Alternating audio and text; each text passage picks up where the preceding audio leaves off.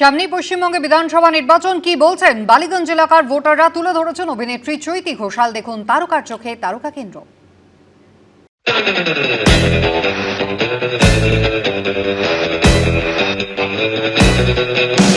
এই যে সামনে বিধানসভা নির্বাচন, সেখানে বাঙালি কতটা চোখ খুলে ভোট দেবে?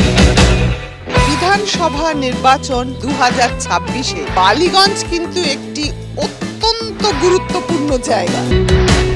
গোটা রাজ্যের যা সমস্যা, বালিগঞ্জ অঞ্চলের মানুষের সমস্যা বিচ্ছিন্ন কিছু নয়। Ballygunge is a difficult constituency for BJP, এটা নিয়ে কোনো অস্বীকার করার জায়গা নেই। জল এবং মাছের সঙ্গে সম্পর্ক, তেমনি তৃণমূল কর্মীর সঙ্গে সাধারণ মানুষের প্রতিনিয়ত প্রতিদিনের সম্পর্ক। এখানে চুরিটাই সবকিছু। কর্মসংস্থানের অবস্থা মোটামুটি ভালো আছে। যদি পরিবর্তন না হয় বাংলার মানুষ বাঁচবে না। দিদি আমাদের যা করেছে, অনেক করেছে। যেদিকে তাকানো হচ্ছে সেই দিকেই দুর্নীতি কোথায় হচ্ছে না হচ্ছে অত তো আমাদের আইডিয়া নেই। কাউকে ধরা হয় না, ধরলেও তাকে ছেড়ে দেওয়া হয়। আমরা এখন যেরকম আছি সুরক্ষিতই আছি। যেগুলো দিদি করেছে, অনেক করেছে দিদি। বালিগঞ্জ কেন্দ্রে ঘুরছি অনেকগুলো প্রশ্ন নিয়ে। এখানে নিকাশি ব্যবস্থা, এসআইআর নিয়ে তুমি কি বলবে? প্রার্থীর কাছ থেকে কি চাই? বালিগঞ্জ কেন্দ্রে উন্নয়ন কতটা হলো? পশ্চিমবাংলার সমাজ ব্যবস্থার মেরুদণ্ড ভেঙে দিয়েছে, শেষ করে দিয়েছে পশ্চিমবাংলা। লক্ষ্মী ভান্ডার দিয়ে কোনো উন্নয়ন হয় না। যেখানে নারী মুখ্যমন্ত্রী সেখানে নারীদের সুরক্ষা নেই। এসআইআর এর পক্ষে আমরা মোটেই একদম ভালো চোখে দেখছি না। গরিব মানুষের তো ভোগান্তি, আমরা খেটে খাওয়া মানুষ। 80 বছরের বয়সে যারা এতদিন ধরে ভোট দিয়ে আসছে, তাদেরকেও এখন হিয়ারিং এ রাখা হচ্ছে। অনেক দেখলাম এলো গেল। যে জিনিস আমরা এক্সপেক্ট করেছিলাম তার ধারে কাছে উনি পৌঁছন। একটু ড্রেনেজ সিস্টেম ইমপ্রুভ করা যদি হয় তাহলে তো সব থেকেই ভালো হবে, না হলে আমরাই কিছু স্টেপ নিয়ে কিছু করব। এটা অনেক পুরনো দিনের ড্রেনেজ সিস্টেম রয়েছে, নতুন করে না করলে এটা হবে না। আমাদের তো বাবুল সুপ্রিয়র কাছে খুব কমই দেখাশোনা। ওনাকে আমরা একবার দেখেছি, হয়তো ভোটের সময় দেখেছিলাম। কি কাজ করছে না করছে আমরা দ্বিতীয়টাও জানি না। ইলেকশনের দিনে দেখা গেছিল কোনো কাজে নেই। প্রচুর উন্নয়ন করেছে, রাস্তাঘাট করেছে, জল নিকাশির ব্যবস্থা ভালো। আপনি আর কি চাইছেন?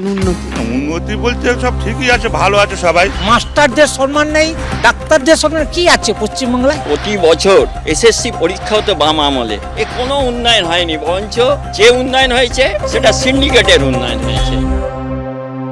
আমাদের এই অঞ্চলে এতগুলো স্কুল কলেজ রয়েছে, প্রত্যেকটা ডিপার্টমেন্টে ভ্যাকেন্সি থেকে যাচ্ছে।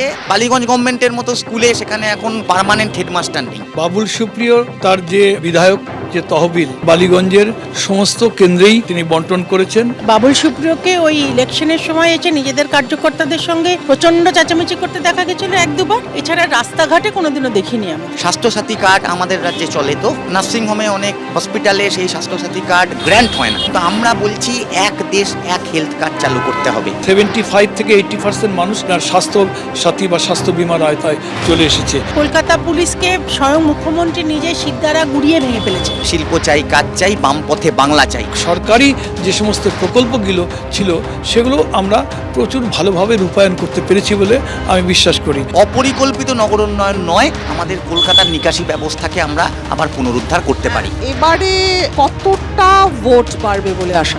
পশ্চিমবঙ্গতে সরকার আমরা চালাবো, সেই ক্ষমতা বা 2/3 মেজরিটি, কমফোর্টেবল মেজরিটি নিয়ে আমরা আসবো। 15 বছরের রিপোর্ট কার্ড নিয়ে আমরা ভিডিও করে দেখাতে পারছি যে আমরা কি কাজ করেছি। 24 ঘন্টা পরিশ্রুত পানীয় জল প্রতি পরিবারে দিতে হবে। সকাল 8টা আর বিকেল 5টার ভরসাতে বসে থাকতে না হয়। পাবলিক টয়লেট আছে 2-3টে, তুমি দেখবে তালা মারা। তাহলে কি শুধু তৃণমূলের কার্যকর্তাদের বাথরুম পেলেই তো সেটা খোলা হয়? প্রতিটি পরিবারে শৌচালয়। বস্তি অঞ্চলের মানুষকে প্রত্যেকদিন সকালবেলায় লাইনে দাঁড়াতে হচ্ছে। লোকে মনে করে বালিগঞ্জ মানে ভীষণ পশ এলাকা, কিন্তু বালিগঞ্জের মধ্যেও 2-3টে বড় বড় বস্তি আছে। তাদের অবস্থা 2011তেও যা ছিল 2026এও তাই আছে। 100 দিনের কাজ আমাদের যারা করছে ঠিক মতো আমরা মজুরি দিতে পারছি না, তাদের টাকা অন্যায্যভাবে আটকে রাখা হচ্ছে। এই নিয়ে দীর্ঘ আন্দোলন চলছে। আমরা বলেছি যে বাজারের জন্য টাকা দিয়েছি 100 টাকা, তুমি কি কি খরচা করেছো বলো, তাহলে আমি নেক্সট 150 টাকাটা দেবো। পশ্চিমবঙ্গ মাননীয় মুখ্যমন্ত্রীর নেতৃত্বে ক্ষুদ্র কুটির শিল্পে আজকে 1 নম্বর দাঁড়িয়ে আছে ভারতবর্ষে। ঘুগনি খেতে, তেলে ভাজা খেতে আই এম শিওর তুমিও ভালোবাসো, বাট এটা ইন্ডাস্ট্রি। প্রতিটি প্রকল্পেই ঘুরে ফিরে চিহ্নিত নারীদেরই নাম এসছে। ইনফ্রাস্ট্রাকচারাল ডেভেলপমেন্ট, ইন্ডাস্ট্রিকে আনতে হবে। তথ্যপ্রযুক্তির ক্ষেত্রে কিন্তু প্রচুর উন্নতি হয়েছে, অনেক বড় কোম্পানি এখন আসছে। কিন্তু ইন্ডাস্ট্রি আসার সঙ্গে সঙ্গে এগ্রিকালচার এবং হিউম্যান ডেভেলপমেন্ট বালিগঞ্জ সফর আজকের মতো শেষ। দেখতে থাকুন তারকার চোখে তারকা কেন্দ্র, চোখ রাখুন এবিপি আনন্দে।